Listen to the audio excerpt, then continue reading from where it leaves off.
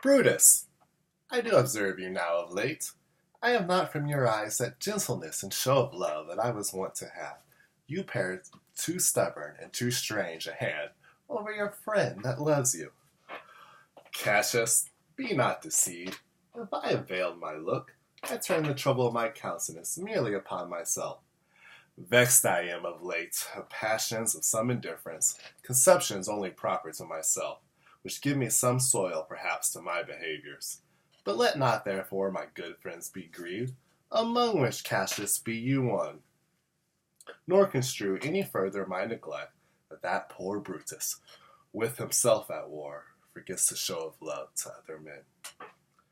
Then, Brutus, I have much mistook your passion, by means whereof this breast of mine hath buried thoughts of great value, worthy cogitations. Tell me, good Brutus, can you see your face? No, Cassius, for the eye cannot see itself, but by reflection, by some other things. 'Tis just, and is very much lamented, Brutus, that you have no such mirrors as will turn your hidden worthiness into your own eye, that you might see your shadow. I have heard where many of the best respect in Rome, except immortal Caesar. Speaking of Brutus, and groaning underneath this age's yoke, have wished that noble Brutus had his eyes. Into what dangers would you lead me, Cassius, that you would have me seek into myself for that which is not in myself? Therefore, good Brutus, be prepared to hear, and, since you know you cannot see yourself so well as by reflection, I, your glass, will modestly discover to yourself that of yourself which you know not of.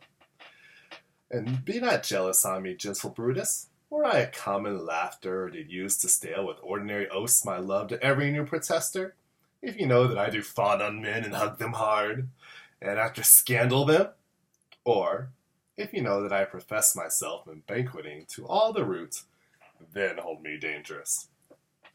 What means this shouting? I do fear the people choose Caesar to be their king. Aye, do you fear it?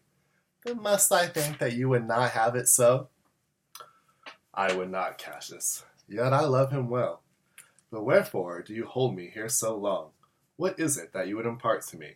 If it be aught toward the general good, set honor in one eye and death in the other, and I will look on both indifferently. For let the gods so speed me, as I love the name of honor more than I fear death. I know that virtue to be in you, Brutus, as well as I do know of your outward favor. Well, honor is the subject of my story. I cannot tell what you and other men think of this life, but for my single self, I would as lief to be as live to be in awe of such a thing as myself. I was born free as Caesar, so were you. We both have fed as well, we can both endure the winter's cold as well as he. For once, upon a raw and gusty day, the troubled Tiber chafing with her shores, Caesar said to me, Darest thou, Cassius, now leap in with me to this angry flood, and swim to yonder point? Well, upon the word, accrued as I was, I plunged in and bade him follow. So indeed he did. The torrent roared, and we did buffet it with lusty sinews, throwing it aside and stemming it with hearts of controversy. But ere we could arrive at the point proposed, Caesar cried, Help me, Cassius, or I sink. I, as Aeneas, our great ancestor, did from the flames of Troy upon his shoulder the olden keys bear. So did I, the tired Caesar. And this man is now become a god? And Cassius is a wretched creature, and must bend his body of Caesar carelessly, but not on him? He had a fever when he was in Spain, and when the fit was on him, I did mark how his coward lips did from their colour fly, and that same eye that is bend in all the world did lose his lustre. I did hear him grow. Aye, and that tongue of his that bade the Romans mark him and write their speeches in his books. Alas, it cried, give me some drink, Titinius, as a sick girl. Ye gods, it doth amaze me, a man of such a feeble temper should so set the start of this majestic world, and bear the palm alone. Another general shout. I do believe that these applauses are for some new honors that are heaped on Caesar. Why, man, does he bestride the narrow world like a colossus, and we petty men walk under his huge legs, and to find ourselves in dishonorable graves? Men at sometimes are the masters of their fate. The fault, dear Brutus, lies not in our stars, but in ourselves. Brutus and Caesar. What should be in that Caesar? Why should that name be sounded more than yours? Write them together. Yours is as fair a name.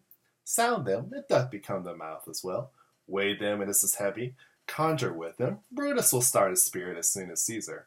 Now, in the names of all the gods at once, upon what meat doth this our Caesar feed, that he has grown so great?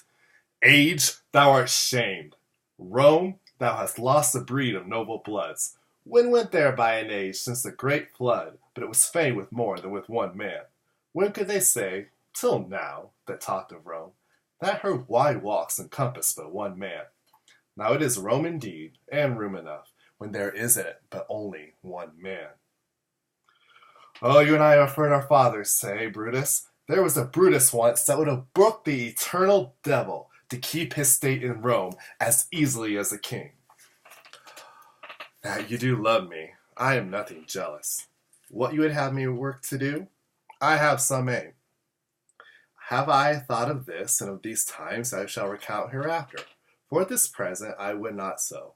With love I entreat you. Be any further moved. What you have said, I will consider.